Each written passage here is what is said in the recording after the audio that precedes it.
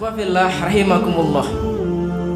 Pada suatu hari kelak di padang mahsyar, manusia akan dikumpulkan di padang mahsyar, dari mulai Nabi Adam alaihi salam hingga umat akhir zaman dikumpulkan di padang mahsyar, yang mana pada hari itu matahari didekatkan kepada manusia sehingga manusia merasakan kepanasan, manusia bercucuran keringat.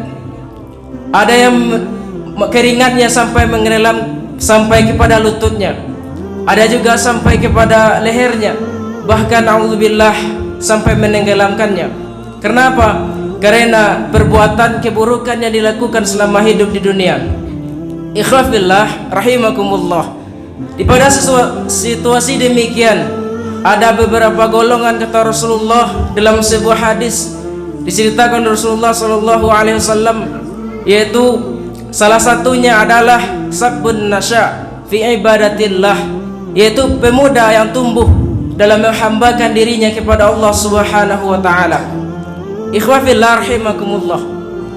Di hari kiamat kelak, Allah Subhanahu wa taala akan memberikan apresiasi yang sangat besar kepada para pemuda yang tekun beribadah kepada Allah Subhanahu wa taala.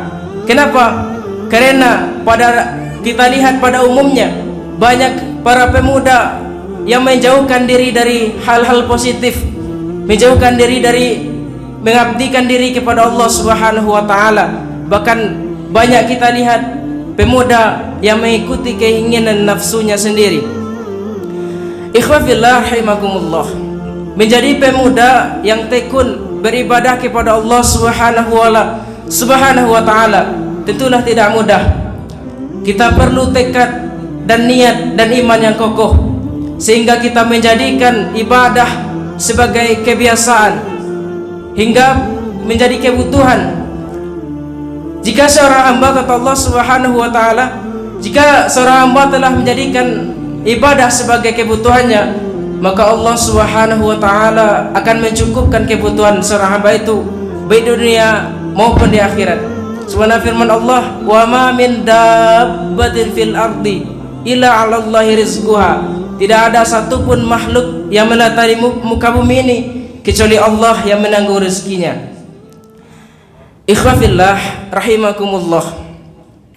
Menjadi pemuda yang tumbuh dalam beribadah kepada Allah Subhanahu wa taala dan diiringi dengan sifat-sifat mulia, diiringi dengan akhlak yang mulia, berdasarkan sunnah Rasulullah, mendekatkan diri kepada Allah Subhanahu wa taala serta menjauhkan diri dari hal-hal tercela, maka Allah Subhanahu wa taala pada hari kiamat kelak, dengan demikian jika pemuda itu ibadah itu, maka Allah akan memberikan apresiasi sebesar-besarnya.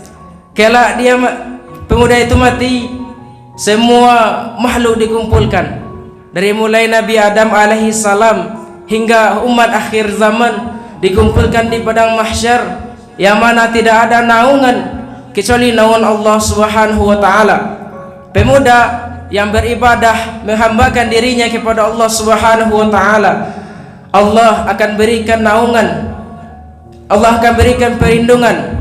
Kebanyakan manusia pada saat itu merasakan kepanasan teriknya matahari, dan pemuda yang beribadah kepada Allah Subhanahu wa taala mendapat perlindungan dari Allah Subhanahu wa taala. Mudah-mudahan kita menjadi pemuda yang tekun dalam beribadah kepada Allah Subhanahu wa taala serta menjauhi sifat-sifat tercela. Amin ya rabbal alamin.